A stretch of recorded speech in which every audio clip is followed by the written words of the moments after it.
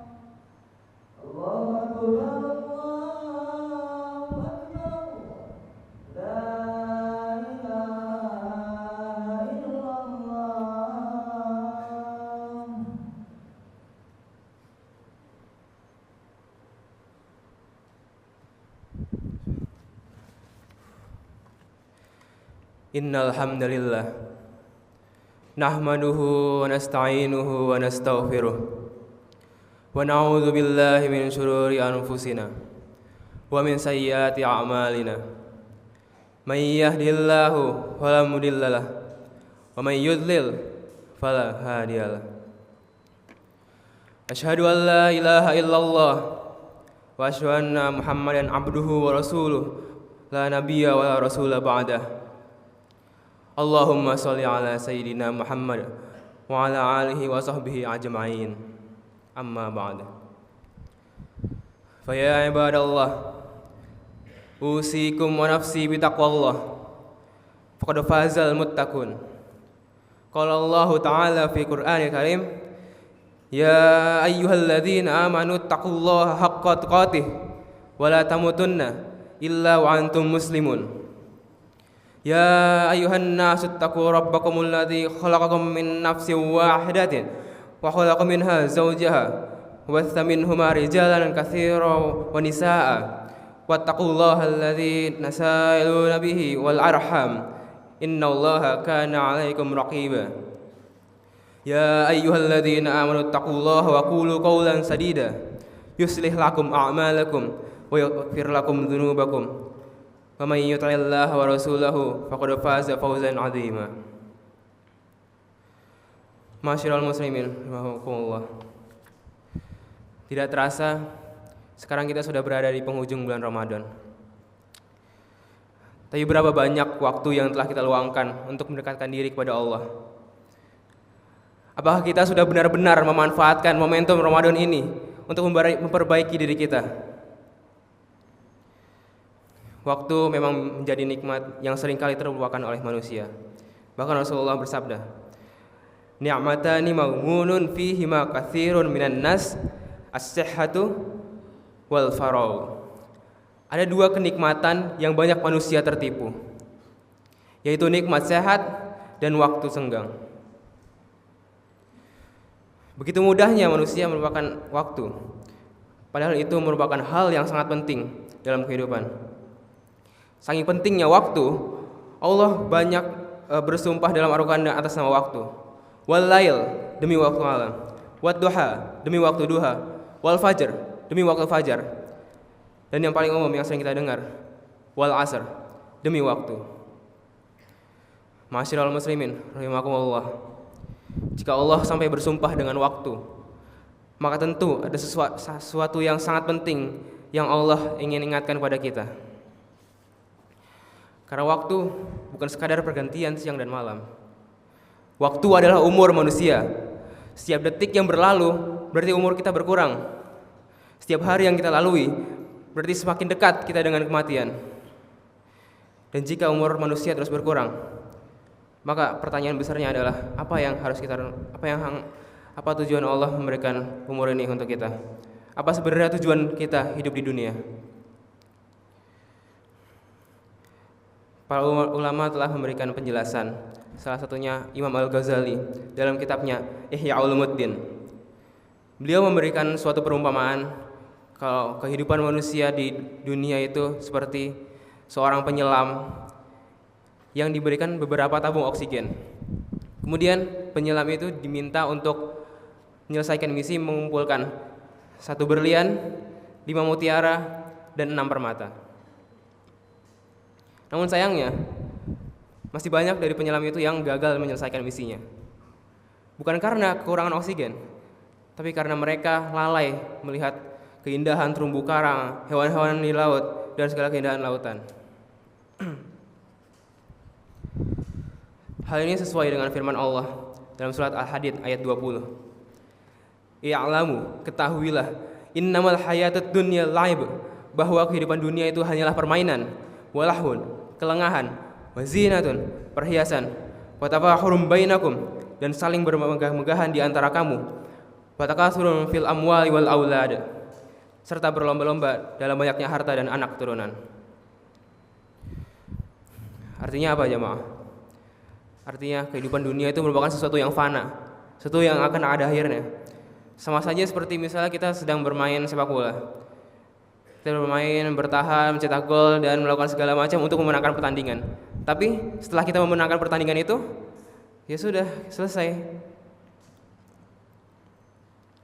Dalam kehidupan dunia, manusia dihadapkan oleh 2 pilihan. Mereka bisa memilih untuk mengejar dunia yang fana, yang akan hilang, atau mengejar akhirat yang kekal. Namun, sayangnya masih banyak manusia yang terlena. Banyak ayat di Al-Quran yang menyindir bahwa masih banyak manusia yang memilih kehidupan yang fana. Kita ambil contoh saja. Demi nilai bagus, ada orang yang rela mencontek atau bahkan memaksa temannya untuk memberikan jawaban. Demi jabatan, orang rela menindas dan menjatuhkan orang lain. Kemudian sudah dapat jabatan, sekarang ingin mendapatkan kekayaan, sehingga ia rela korupsi, merampas hak masyarakat dan mendolimi banyak orang, hanya untuk memuaskan hawa nafsunya di dunia yang fana ini. Padahal semua yang ia kejar itu akan hilang nantinya. Ketika sudah meninggal, tidak ada yang kita bawa selain amal dan juga investasi jariah yang telah kita tanamkan selama di dunia ini. Mungkin selama hidup di dunia kita terkenal, punya barang mewah, punya banyak harta, kekuasaan, dan lain-lain. Tapi kita sudah meninggal, apakah akan ada orang yang mengingat kita? Apakah akan ada orang yang peduli dengan hal itu? Semua harta dan kepopuleran itu akan hilang, tidak ada artinya. Hanya amal kita yang tersisa. Oleh karena itu, rasanya kurang pintar saja jika selama hidup ini kita hanya fokus untuk mengejar dunia. Apalagi kalau sampai menzalimi orang lain. Padahal ada sesuatu yang kekal, yaitu akhirat. Banyak juga ayat Al-Quran yang sudah menjelaskan, menggambarkan tentang kenikmatan di akhirat, agar kita bisa membandingkan kenikmatan di dunia dan di akhirat, mana yang lebih baik. Seseorang ingin harta, di akhirat kita bisa mendapatkan yang lebih banyak. Seseorang ingin tahta, di akhirat kita juga bisa mendapatkan yang lebih tinggi. Seseorang ingin wanita, di akhirat kita juga bisa mendapatkan yang jauh lebih baik dari yang ada di dunia. Apapun kenikmatan yang ada di dunia, kita bisa mendapatkannya juga di akhirat, bahkan dengan yang lebih baik.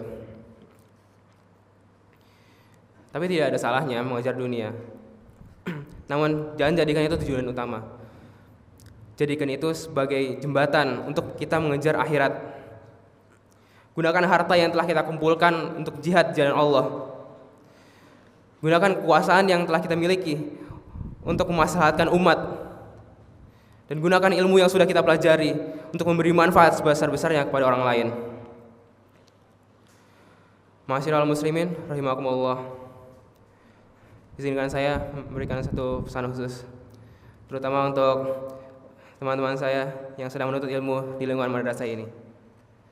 Perjalanan menuntut ilmu itu perjalanan yang panjang, dan perjalanan kita di sini 3 tahun kita di sini baru saja permulaan.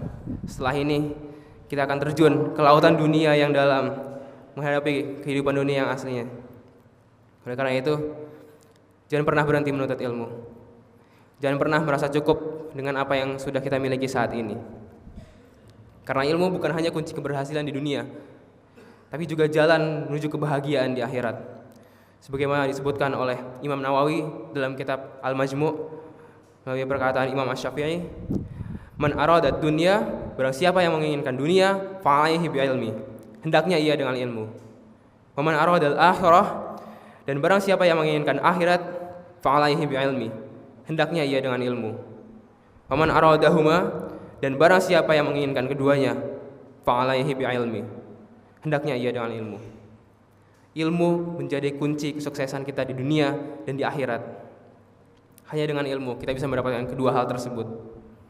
Oleh karena itu, mari kita gunakan waktu ini untuk mendapat ilmu sebanyak-banyaknya, dan kita gunakan ilmu itu untuk memberi manfaat pada orang lain. Dan jadikan ilmu itu sebagai jalan untuk mendekatkan diri kepada Allah Subhanahu wa taala.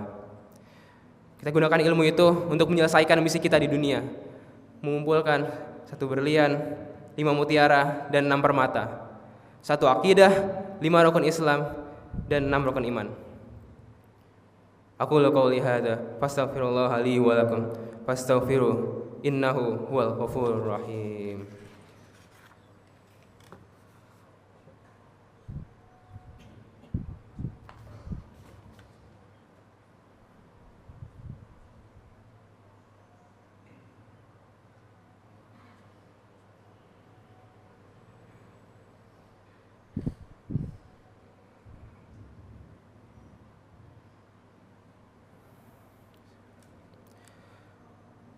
Alhamdulillahi wa kafa.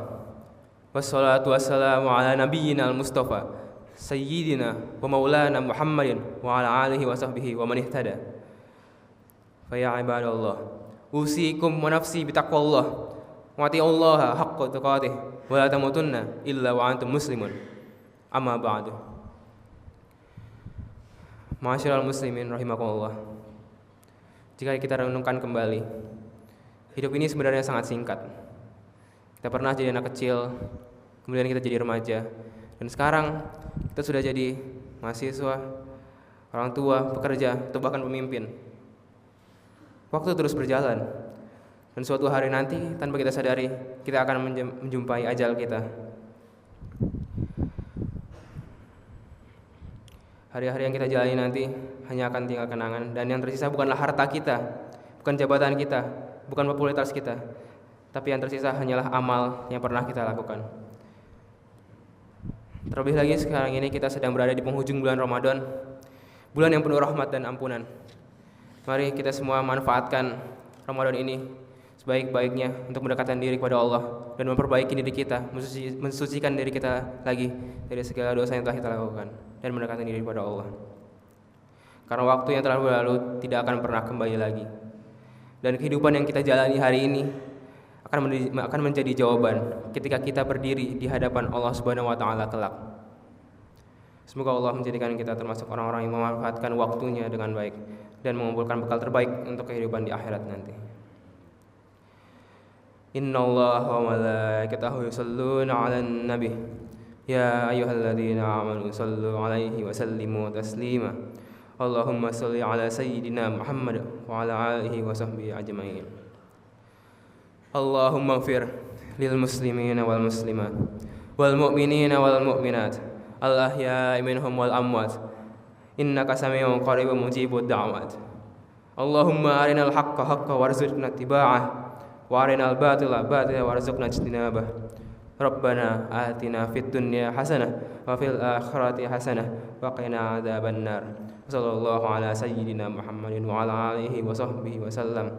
Walhamdulillahi rabbil alamin. Ibadallah, innallaha ya'muru bil 'adli wal ihsan wa ita'i dzil qurba wa yanha 'anil fahsya'i wal munkari wal baghi يعظكم لعلكم تذكرون فاذكروا الله العظيم يذكركم واشكروه على نعمه يزدكم ولذكر الله أكبر أقيموا الصلاة